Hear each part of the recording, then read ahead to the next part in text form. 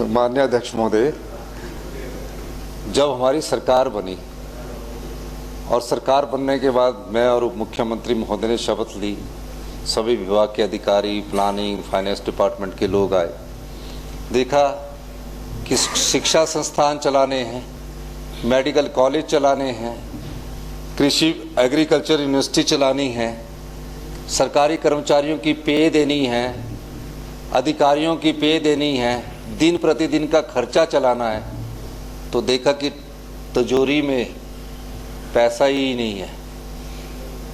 अब जब तिजोरी खाली मिली हो, फिर भी हमने किसी सरकारी कर्मचारी अधिकारी की, किसी बोर्ड कॉरपोरेशन के सरकारी कर्मचारी की पे नहीं रोकी। हमने इधर उधर से कट मारा और किसी तरह ये 3 महीने निकाले,